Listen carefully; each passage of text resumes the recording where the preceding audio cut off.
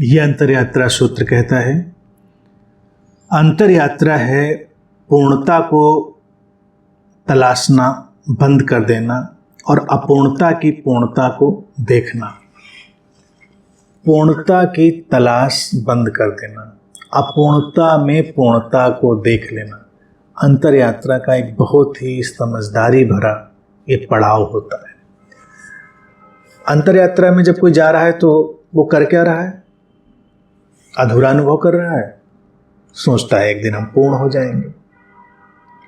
अब वो कोशिश कर रहा है कि हम एक दिन पूर्ण हो जाएंगे। आज वो सोच रहा है कि मैं अज्ञानी हूं, एक दिन मैं ज्ञानी हो जाऊंगा।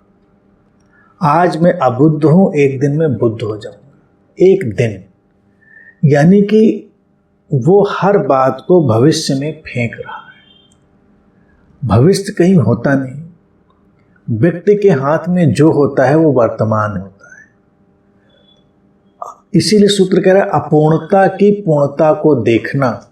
तो पहले तो पूर्णता की तलाश बंद कर दी। क्यों तलाश करनी? पूर्णता तो एक परिणाम है, निष्पत्ति है, या कहें शाश्वत सत्य है जो भी जीवन में आना है।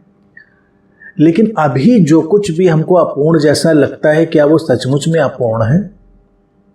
तो इसीलिए ये शब्द उपयोग करता है अंतर यात्रा सूत्र कि अपूर्णता की पूर्णता को देखना। अपूर्ण जिसको हम समझ रहे हैं वो भी एक दृष्टि से पूर्ण ही है। हमने चूंकि भविष्य में कोई लक्ष्य बनाया हुआ है तो हमको वो अपूर्ण जान पड़ रहा है, लेकिन हर अपूर्णता अपने स्तर पर पूरी तरह परिपूर्ण है। अब मान लो एक पौधे को देखो, उसमें एक नन्ही सी कली अभी झांकना शुरू करी है। एक दिन वो फूल बनेगी, लेकिन जब वो नन्ही सी कली जो अभी झांकना शुरू कर चुकी है वो भी अपने स्तर पर पूर्ण है। उसकी जो अपूर्णता हमारी दृष्टि में है वो अस्तित्व की दृष्टि में अपूर्णता नहीं है, वो उस स्तर की पूर्णता ही है। और जिसको हम फूल समझते हैं कि ये पूर्ण हो गया, अस्तित्व की दृष्टि में आवश्यक नहीं कि वो भी पूर्ण ही हो, वो भी किसी बृहत्तर प्रक्रिया का एक पड़ाव हो सकता है। यहाँ पर जिसको हम अंतर यात्रा समझें उसको हम अनंत यात्रा भी कह सकते हैं। शाश्वत, न प्रारंभ होने वाली न समाप्त होने वाली। तो यहाँ पर जो कुछ भी आता है वो एक पड़ाव ही होता है। अब हर पड़ाव अपने आप में अपने किस्म की पूर्णता लिए हुए होता है। जो साधक, जो खोजी उस पड़ाव की पूर्णता का आनंद लेना सीख लेता है, उसके जीवन में पूर्णता सहजता से अवतरित होती है।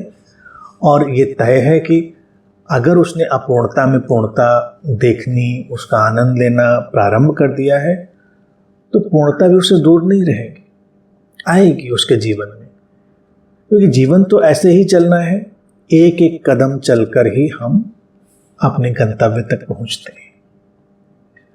हमने चलना प्रारंभ किया और पहले ही हम अगर अपने गंतव्य, अपनी मंजिल, उसका तनाव ले लें, उसके दबाव में हम आ जाएं, तब होता क्या है कि मंजिल या गंतव्य, उसका जो भी व्यक्ति के अंदर कंसेप्ट होता है, जो अवधारणा होती है या जो छवि होती है, वो तो उसकी अपनी ही बनाई होती है। और उसके कारण वो जो मार्ग है उसका आनंद लेना बंद कर देता है। और अंतर यात्रा एक ऐसी चीज है जहां पर मार्ग और मंजिल एक ही है, वो एक दूसरे में घुलते मिलते हैं। मार्ग की परिपक्वता ही एक दिन मंजिल बन जाती है। तो अपने मार्ग में, यानी कि अपने एक एक कदम में, जिसको हम अपूर्ण मान रहे हैं, पूर्णता को देखना। ये कदम अपने में परिपूर्ण है, अच्छा है, इसमें इतना विचलित होने की जरूरत क्या, इतनी आपाधापी भागदौड़ की जरूरत क्या। तुम ध्यान में बैठे, मान लो अभी इस क्षण, शांत स्थिर, अच्छा है, बस उसका आनंद और डूब जाओ उसमें, उसकी उस पूर्णता को देखो, अनुभव करो। लेकिन हम ध्यान की शांति का जो भी, चाहे वो मध्यम सा ही अनुभव हमारे भीतर उतरा हो, हम तुरंत सोचते हैं अब ये और गहरा कब होगा? अरे जब होगा तब होगा ना, लेकिन अभी भी जो गहरा था वो तुम्हारे अनुवाद के कारण, तुम्हारे ट्रांसलेशन के कारण तुमको कम लग रहा था, लेकिन कौन जाने वो पूरा ही था, और अगले क्षण जो होगा वो भी पूरा ही होगा। तो अस्तित्व किसी भी चीज को अपूर्ण नहीं रखता। इसी को मैं कहता हूं अपूर्णता की पूर्णता। एक एक क्षण में डूब कर जीना, और कोई भाग दौड़ नहीं, कोई विचलित होने का स्वभाव नहीं। विचलित किस लिए होना? तो जब ऐसे कोई साधक जीने लगता है तो विशुद्ध अंतर यात्रा में जीता है, क्योंकि वो जहां है वहां पूरी तरह होकर अपने माध्यम से वो सब कुछ होने देता है जो अस्तित्व उसके माध्यम से कराना चाहता है। और जीवन में उसके सौंदर्य, सुवास, खिलावट अनेक अनेक रूपों में आती है, क्योंकि हर क्षण की अपनी सुंदरता, अपनी खिलावट, अपनी सुवास। तुम मान लो कहीं जा भी रहे हो तो अपने सफर में देखो, ये तो साधारण सी कॉमन सेंस की बात है, हर चीज का तो अपना सौंदर्य है। अब तुमको लगता है वहीं पहुंच कर सांस लेंगे, तो बीच में तो तुम बिना कारण के तनावग्रस्त बने रहोगे। लेकिन जो व्यक्ति अपने सफर के हर क्षण का, अपनी यात्रा के हर क्षण का आनंद लेता हुआ चल रहा है, तो एक तरह से उसके अंदर आनंद में जीने का स्वभाव पैदा हो रहा है, और जब वो अपने गंतव्य पर पहुंचेगा तो वही आनंद और शुद्धता में उसके भीतर से प्रकट होगा।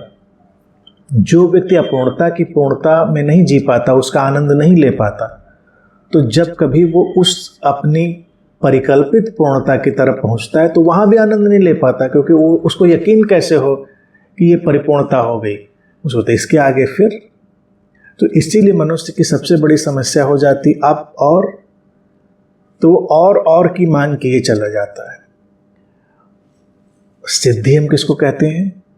जब और की मांग बंद हो जाए, व्यक्ति इसी क्षण में पूरी तृप्ति के साथ ठहर जाए, बस पूर्णता आ गई, मंजिल आ गई, लक्ष्य आ गया, गंतव्य आ गया, और फिर हर क्षण से एक अगला क्षण निकलेगा, वो अपनी नई पूर्णता का सृजन करेगा।